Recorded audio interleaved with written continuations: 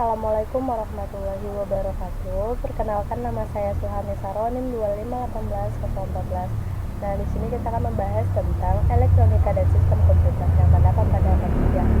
Sebelum kita lanjut, bahwa dapat kita ketahui dalam elektronika dan sistem komputer ini kita akan membahas 3 bagian, yaitu konsep dasar elektronika, elektronika digital, serta sistem komputer. Oke, selanjutnya kita akan membahas yang pertama, dasar elektronika. Nah, konsep dasar elektronika ini berawal dari elektronika itu sendiri, yang mana elektronika itu merupakan suatu ilmu yang mempelajari alat listrik arus lemah yang dioperasikan dengan cara mengontrol aliran elektron atau partikel bermuatan listrik dalam suatu alat seperti komputer, peralatan elektronik, termokopel, semikonduktor, dan lain hal sebagainya. Selanjutnya, ilmu yang biasanya mempelajari tentang elektronika ini juga disebut dengan pada ilmu fisika, tetapi bentuk desain dan pembuatan sirkuit elektroniknya ini terdapat pada ilmu teknik elektro, teknik komputer, dan ilmu ataupun teknik elektro dan instrumentasinya. Alat yang biasa digunakan pada teknik elektro ini disebut dengan peralatan elektronik atau electronic device, yang mana contohnya sendiri adalah komputer ataupun laptop yang kita gunakan pada saat ini. Ada beberapa contoh yang sudah saya lampirkan pada slide saya. Selanjutnya kita akan membahas bagian bahwa kita tidak bisa melupakan bahwa elektronika itu didasarkan pada pengetahuan tentang listrik, yang mana listrik di sini tersebut yang diartikan sebagai kondisi dari partikel subatomik tertentu seperti elektron dan proton yang menyebabkan penarikan dan penolakan gaya yang ada di antaranya. Nah, selain dari itu, listrik di sini juga diartikan sebagai sumber energi yang disalurkan melalui kabel arus listrik yang timbul karena adanya muatan listrik yang mengalir dari saluran positif menuju saluran negatif. Contoh, ada dua jenis muatan listrik, positif dan negatif, yang mana ketika kita mendekatkan yang sejenis maka mereka akan tolak menolak. Tetapi jika kita mendekatkan yang tidak sejenis maka mereka akan tarik menarik. Seperti halnya ketika kita mendekatkan kutub positif dengan kutub positif, maka mereka akan tolak menolak. Begitu juga sebaliknya. Nah, ketika kita mendekatkan kutub negatif dengan kutub positif, maka mereka akan tarik menarik. Nah, peristiwa tersebut terdapat pada hukum Coulomb. Dan sekilas tentang hukum Coulomb, bahwa yang harus kita ketahui, hukum Coulomb ini menjelaskan tentang hubungan antara gaya yang timbul antara dua titik muatan yang terpisahkan jarak tertentu dengan nilai muatan dan jarak pisah keduanya. Oke, selanjutnya di dalam teknik elektronika ini ataupun konsep dasar elektronika ini, kita harus mengetahui juga komponen-komponen yang terdapat pada elektronika ini, yang mana komponennya itu ada 3. Yang pertama resistor, yang kedua induktor, serta terdapat kapasitor. Oke, kita bahas yang pertama, yaitu resistor. Resistor itu merupakan komponen dasar elektronika yang digunakan untuk membatasi jumlah arus yang mengalir dalam satu rangkaian. Sedangkan kapasitor itu merupakan komponen elektronika yang dapat menyimpan muatan listrik. Dan kemudian induktor. Induktor itu merupakan komponen yang dapat menyimpan energi magnetik. Nah, selanjutnya pembahasan kedua kita masuk kepada elektronika digital.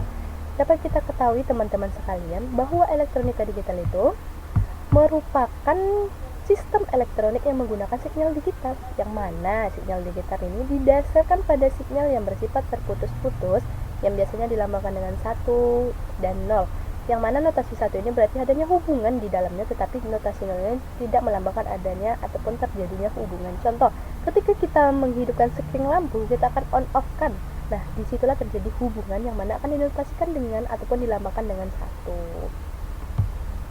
Oke, selanjutnya pada elektronika digital ini kita juga harus mengetahui keuntungan serta kelemahannya. Yang pertama, kita membahas dulu keuntungannya.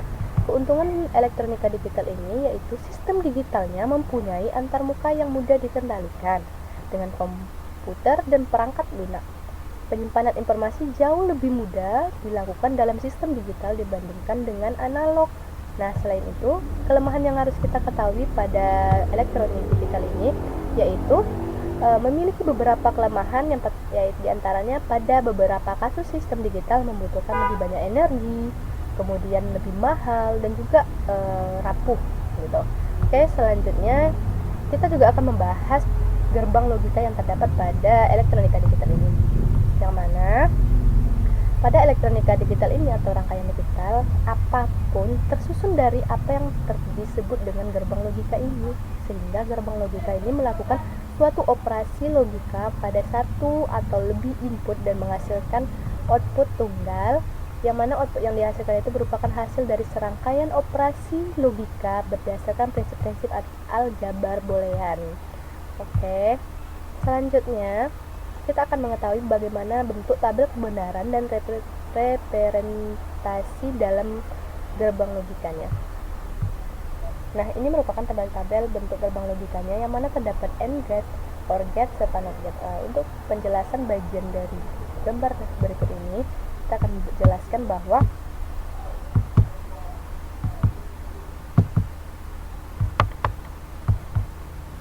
pada N, bila ada dua buah input A dan B, maka output atau sinyal hanya dihasilkan jika A sama dengan 1 dan B sama dengan 1. Nah, sedangkan pada OR, bila ada dua buah input A dan B, maka output atau sinyal akan dihasilkan jika salah satu atau keduanya bernilai 1. Begitu juga dengan NOT, bila ataupun kondisinya bila ada satu input mempunyai nilai tertentu, maka operasi NOT akan menghasilkan output atau sinyal yang merupakan kebalikan dari nilai inputnya sendiri. Oke, selanjutnya selain dari itu kita juga mengetahui turunan dari bentuk dasarnya, yang mana bentuk turunan tabel kebenaran dan representasinya dalam gerbang logika itu dapat kita lihat pada gambar berikut ini. Nah, yang mana terdapat gerbang logika nantikan NAND gate, NOR gate, serta SOR gate, yang mana NOR itu adalah operasi NOT plus OR, sedangkan SOR itu adalah eksklusif dari OR, dan NAND itu adalah hasil dari operasi NOT dan AND ataupun NOT plus AND. Bisa kita lihat dari gambar berikut ini. Selanjutnya kita akan melihat contoh rangkaian digital dan representasinya pada hardware ataupun pada yang sering kita gunakan. Nih contohnya, sebuah rangkaian digital sebenarnya disusun dari satu ataupun lebih gerbang logika. Kita dapat melihat bahwa gerbang logikanya disusun dari beberapa, tidak hanya satu. Itulah contohnya. Nah, selanjutnya kita akan membahas yang bagian ketiga, yaitu sistem komputer. Yang mana sistem komputer ini kita mengetahui dulu, komputer itu adalah suatu alat pengolah data elektronik yang bekerja dan dikontrol oleh sekumpulan instruksi, yaitu komputer.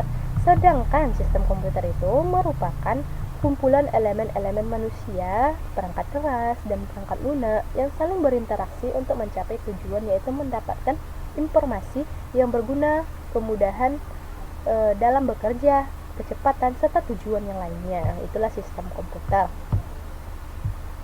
Oke, selanjutnya kita akan membahas pada sistem komputer ini terdapat dua bagian, yaitu ada perangkat keras serta perangkat lunak. Ya, yang pertama kita membahas tentang perangkat keras, bahwa dapat kita ketahui perangkat keras itu merupakan semua bagian fisik pada komputer.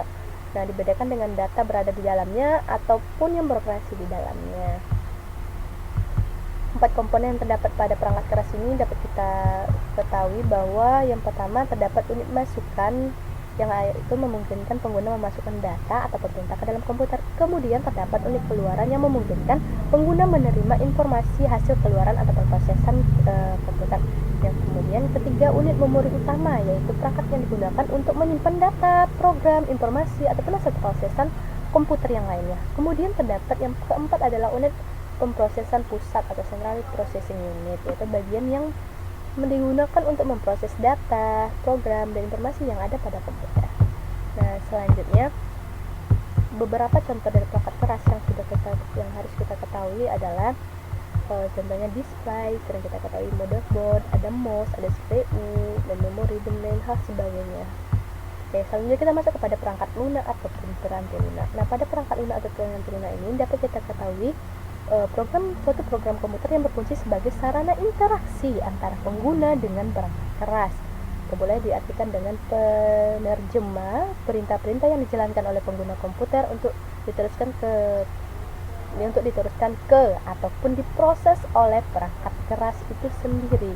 Oke, pada perangkat lunak ini dapat dibagi ada 4 yang kita ketahui, yaitu model penggolongan perangkat lunak, ada pada sistem softwarenya, terdapat pada aplikasi softwarenya, serta terdapat pada program softwarenya. Nah, tampilan desktop Selanjutnya kita akan membahas tentang sistem software. Nah, tampilan desktop sistem operasi Windows ini terdapat beberapa contohnya. Kemudian yang kedua yaitu programming software. Maaf sebelumnya, sistem software itu merupakan perangkat lunak yang digunakan untuk membantu menjalankan perangkat keras dan sistem komputer. Ini contoh dari sistem softwarenya pada tampilan desktop sistem operasi Windows XP.